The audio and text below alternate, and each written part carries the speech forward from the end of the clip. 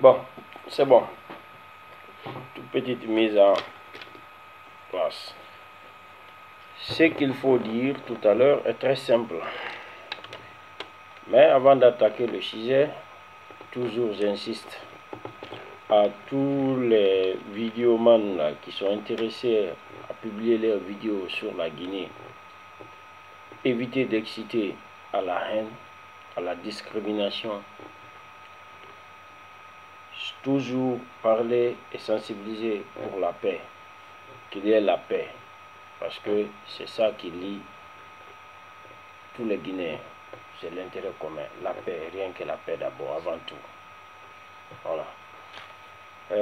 Nous allons écouter tout à l'heure Monsieur le Premier ministre, il va nous dire ce que son mentor lui a expliqué, Monsieur le Président de la République, il va nous expliquer cela. Mais nous avons besoin d'écouter une partie où il dit qu'on lui a envoyé, donc il a fait, comment dirais-je, le compte rendu de ce qui s'est passé. Donc il est content, très très content du fait que tout s'est bien passé entre lui et les acteurs concernés. Mais ils sont là à parler, à définir ça en français. Voilà le côté que moi je n'aime pas aussi, de mon côté. Parce que ce n'est pas les gens qui sont dans les campements là qui comprennent de quoi il s'agit. Maintenant, puisqu'ils ne peuvent pas parler dans leur langue nationale, ils n'ont qu'à prendre les journalistes chargés de cela, l'hebdomadaire là. Ils n'ont qu'à les charger d'aller passer la sensibilisation dans les langues nationales. On va voir si même nos villageois peuvent accepter cela. Le délai est trop court pour vous. Vous n'avez même pas fait même un mois de concertation et vous allez dire que tout est clos. Monsieur le Premier ministre, vous n'avez même pas fait un mois, tout est clos. Comment cela est possible comme ça? Trop rapide. Très très rapide. C'est une république. Ce n'est pas comme quelque chose du quartier. C'est une affaire d'un peuple, d'une nation. Ça doit renfermer aussi, selon la loi même, la constitution même, c'est un an de concertation. Donc il ne faut pas piéger les gens, faire des choses vite fait là, et se débarrasser. C'est pas ça qui est l'essentiel. Bon, je vais laisser les gens t'écouter d'abord un peu avant d'arriver.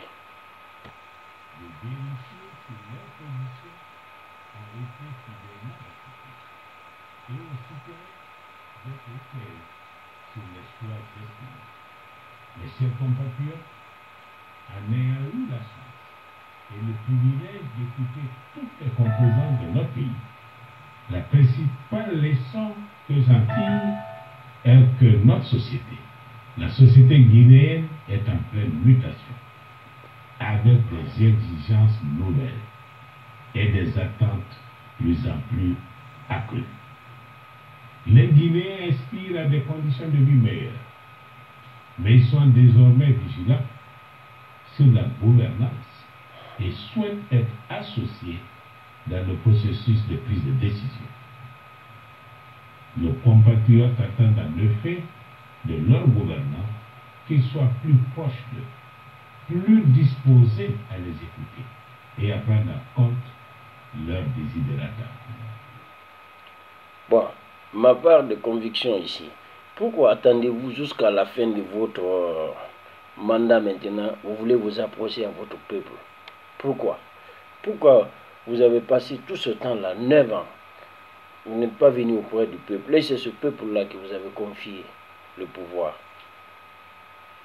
Et quand on dit le peuple là ne parle pas français comme vous le parlez comme ça. Ce peuple-là ne comprend pas français comme vous le comprenez. Vous êtes un grand monsieur, un docteur en économie. C'est pour venir rendre l'argent à ton pays, pas pour venir prendre l'argent, vider la caisse de ton pays. Nous connaissons tous ces systèmes-là de jeu.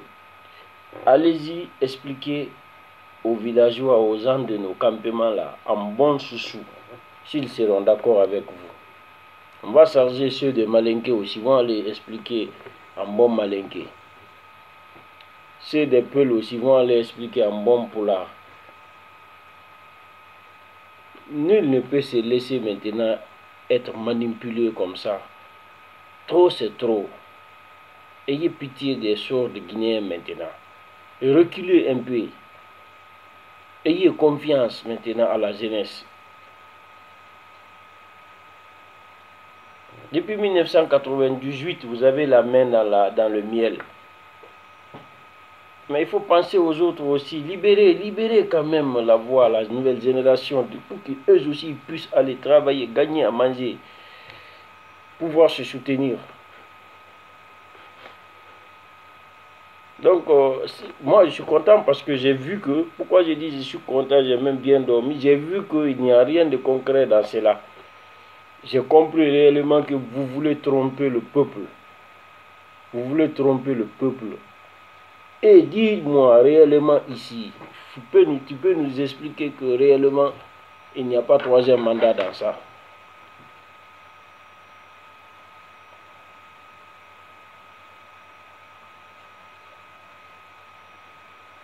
Donc, moi je ne comprends rien jusqu'à présent à vos petits yeux, mais nous avons l'œil sur vous. Ce qui reste clair, c'est de vous informer que nous allons repérer tous vos traces, seront repérées. Vous vous êtes préparé, vous avez préparé l'armée, vous avez préparé quoi? Nous aussi, nous allons préparer notre arme. Notre arme, c'est quoi? C'est nos vidéos. Nous allons bien trier nos vidéos et chercher à récupérer les mots-clés qu'il faut. Cette fois-ci là, si il y aura bain de sang en Guinée, nous allons repérer les acteurs principaux là. Avec vos vidéos là, nous allons les filer directement dans les bases des opinions internationales avec les vidéos à l'appui. Voilà. Je vais même, après cela, cette vidéo même, je vais commencer à installer même mes appareils de scanner. Je n'irai nulle part. C'est à partir de chez moi, je vais filer tout. Donc je prends cette responsabilité parce que c'est une question maintenant de la nation. On ne va jamais laisser quelqu'un venir s'aimer la pagaille en Guinée et mélanger les Guinéens parce qu'on vous a donné le titre de Premier ministre, titre de président, titre de dirigeant. Donc vous prenez le peuple maintenant comme des moutons. C'est pas normal aussi, c'est pas de la réalité. Il ne faut pas venir casser la vérité et se faire comme si vous êtes innocent et parler simplement. Le problème de la Guinée, c'est quoi? Où est le bilan de 9 ans de 9 ans de, comment on appelle, 9 ans comment de votre régime? Où est le bilan réel? C'est pas les 1, 2 trucs là, c'est pas cela que nous on attend à vous maintenant. Ça doit dépasser cela. On veut les entreprises, on veut les bonnes routes. Les bonnes routes. Vous venez ici à l'Occident, vous voyez les routes comment ils sont, les maisons comment ils sont. Nous voulons ces arts de maisons, nous voulons ces arts de routes. Nous vous réclamons parce que vous avez tous les droits, vous avez la main dans l'argent. Personne ne dédouane vos voitures, personne ne dédouane les matériaux, les biens que vous... Il n'y a pas de dédouanement. Vous avez l'accès à tout. Mais pourquoi vous ne pouvez pas au moins satisfaire nos villageois là-bas pour les amener les machines, les tracteurs, pour qu'ils puissent travailler? Au moment c'est là-bas. Moi, je suis désolé.